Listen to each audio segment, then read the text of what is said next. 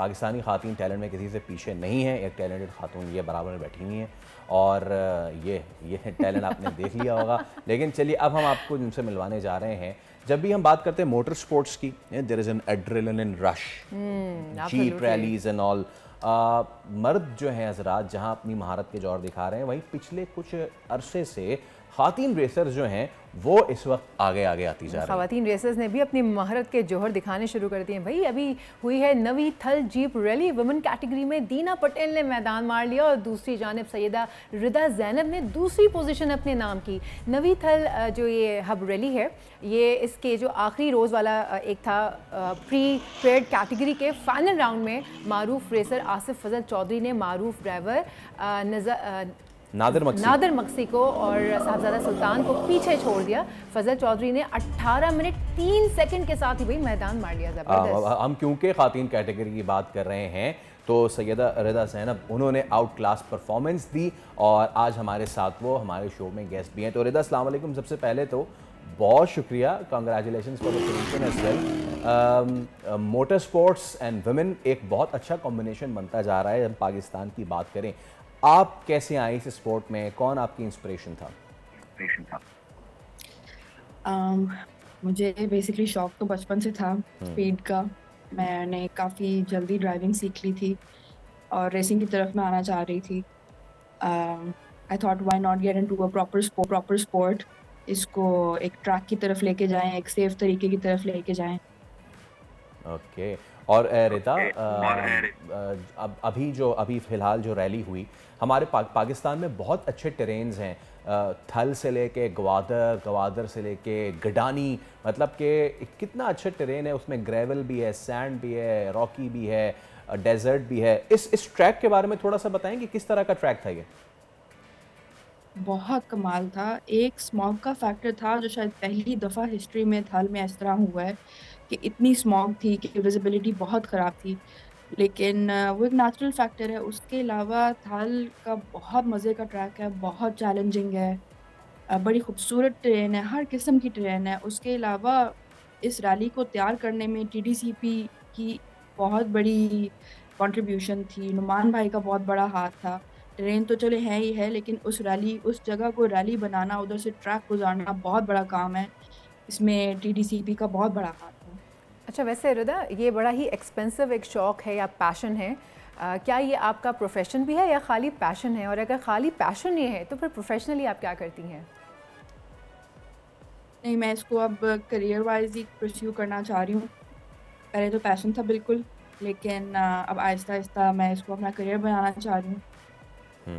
ज़बरदस्त। अच्छा रिदा, अब ये मुझे बताइए कि हम देख रहे हैं पिछले कुछ सालों में शुरुआत में हम कुछ नाम सुनते थे जिनमें नादिर मक्सी ऑब्वियसली और फिर साहबजादा सुल्तान की एंट्री।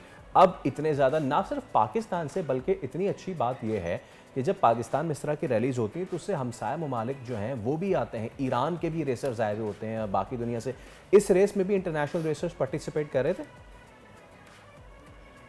इस रेस में मेरा नहीं ख्याल थे, लेकिन इससे पहले ईरान से आते रहे हैं। गवादर की रेस में काफ़ी ईरान के पार्टिसिपेंट्स आते हैं। अच्छा, वैसे और भी बहुत सारी ख़वातीन इस वक्त आपसे इंस्पायर्ड होंगी और देख रही होंगी, तो थोड़ा सा बताएं कि इस तरह की रैलीज़ में किस तरह से पार्टिसिपेशन मुमकिन है और क्या ट्रेनिंग्स करनी पड़ती हैं?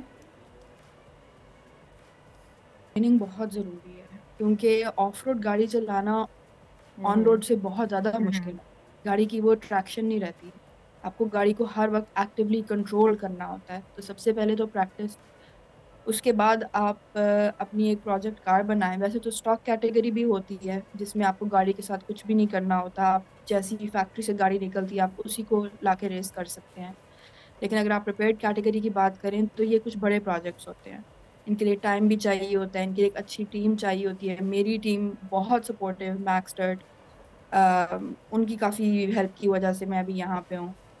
और रिदा, मैंने बाकी सारे रैलीज़ का नाम लिया, अगर मैं सफरंगा का नाम नहीं लूँगा तो स्कर्दू के दोस्त जो हैं वो नाराज़ हो जाएंगे। वो भी एक बहुत ही आउटस्टैंडिंग हमारा ट्रैक है। अच्छा, अब मैं चाहूँगा देखने वालों को बताएं कि जब आप रेस कर रहे होते हैं आपके बराबर में भी एक खातून या फिर मर्द बैठे होते हैं, वो कौन होते हैं, उनका काम क्या होता है, कितना ज़्यादा हेल्प कर रहे होते हैं वो रेसर को? वो बेसिकली नेविगेटर होते हैं हमारे। हम लोग तो गाड़ी चला रहे होते हैं, लेकिन वो हमें बता रहे होते हैं कि अगला टर्न किधर से कब है, कैसे है, कितने डिस्टेंस बाद, कितना डिस्टेंस स्ट्रेट पैच है, उसके कितने डिस्टेंस बाद आपने टर्न करना है। बेसिकली वो हमें एक तरह से चला रहे होते हैं, गाइड क्योंकि कर रहे हमारा तो होते हैं फोकस वो। है। और वो कितना मुश्किल काम होता है, क्योंकि मैं देखता हूँ right from the Dakar rally and all कि उसमें उनके पास मैप होता है। अब कितना मुश्किल होता है कि रियल टाइम में, और आपकी स्पीड इतनी ज़्यादा होती है, उस स्पीड को मैनेज करते हुए कितना ज़्यादा डिफ़िकल्ट होता है। आप ट्रेनिंग की बात कर रहे थे, तो किस तरह की ट्रेनिंग्स होती हैं? Is it just you go and race race race, या इसके अलावा भी कुछ होता है? नहीं, बेसिकली देखें, अब यहाँ पर वैसे आप कोई भी, आपको कोई ऑफ रोड, शुरू तो आप इस तरह करें कि आपको कोई भी ऑफ रोड ट्रेन मिल जाए, आप वहाँ पर गाड़ी लेके जाएं, आप उसको चलाने की पहले प्रैक्टिस करें, आप देखें कि गाड़ी का बिहेवियर चेंज कैसे होता है ऑफ रोड। उसके बाद अब तो वर्चुअल इतनी अच्छी फैसिलिटीज़ आ गई हैं, सिम रेसिंग होती है सिमुलेटर पे। मैं खुद सिमुलेटर पे बहुत ज़्यादा प्रैक्टिस करती हूँ। उसको कनेक्ट कर लें आप अपने पीसी के साथ, और उस पे काफ़ी सॉफ्टवेयर्स होते हैं, आप उसके थ्रू प्रैक्टिस करें। उसके अलावा जो सबसे इम्पोर्टेंट प्रैक्टिस होती है, वो हम रेस से 1 से 2 दिन पहले चले जाते हैं वहाँ पर, और वहाँ पर जाके रेकी कहते हैं उसको, उस जगह की, उस ट्रैक की रेकी करते हैं, जिससे हमें पता लगता है कि अच्छा ये ट्रैक इस तरह का है, हमने यहाँ पे इस जगह से इतना तेज़ गुजरना है। नोट्स बनाते हैं साथ में, जो हमारा नेविगेटर होता है, जिस तरह आप पूछ रहे थे साथ में, वो साथ बैठ के नोट्स बनाते हैं।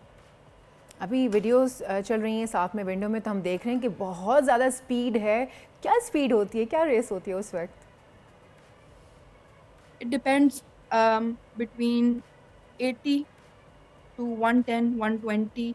जो ए प्रिपेयर्ड के ड्राइवर्स होते हैं वो तो कई कई जगह 160 170 भी मारते हैं ऑफ रोड। हाँ, तो और हाँ जी। और रिदा, अब अगेन मैं इसमें जो स्वात में होने वाली स्नो जीप रैली का जिक्र न करूँ तो स्वात वाले भी नाराज़ हो जाएंगे। इतना कुछ, इतना पोटेंशियल है हमारे मुल्क में, इतना ज़्यादा टैलेंट है, including the motor bike rally as well, वो भी बड़ी ज़बरदस्त होती है। रिदा, इंटरनेशनली पार्टिसिपेट करने में पाकिस्तान को, हमारे रेसर्स को किन किन मुश्किलात का सामना करना पड़ता है? इंटरनेशनली हम कहाँ स्टैंड करते हैं उनके लेवल्स को मीट करने के लिए या फिर बीट करने के लिए? ड्राइवर्स तो हमारे पास एक से एक हैं। अब ए प्रो में भी, वुमेन्स में भी, हर कैटेगरी में एक से एक अच्छा ड्राइवर इमर्ज कर रहा है। ऐसी बात नहीं है कि हमारे पास स्किल की कोई कमी है, लेकिन इंटरनेशनली कम्पीट करने के लिए स्पॉन्सर्स बहुत ज़रूरी होते हैं। मेरा खुद ज़ाती तौर पे दिल था कि मैं ईरान में पार्टिसिपेट करना शुरू करूं, ईरान में जो रैलीज़ होती हैं उधर जाना शुरू करूं, take a start from there and then take it up from there.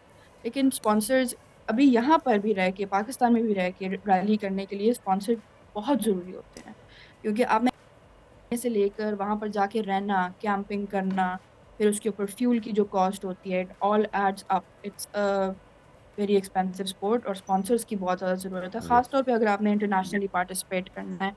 Internationally आप देखिए जितनी भी रैलीज होती है ना, जितने भी ड्राइवर्स हैं, they are sponsored by very big companies, चाहे वो डाकार हो जाए, बाहा हो जाए, बड़े से बड़ा और छोटे से छोटा जो आप देखेंगे ना, मेजॉरिटी जो रेसर्स होते हैं, बड़े कम होते हैं जो प्राइवेटियर्स होते हैं, लेकिन ज़्यादातर स्पॉन्सर्ड होते हैं। It's a bit easier for them.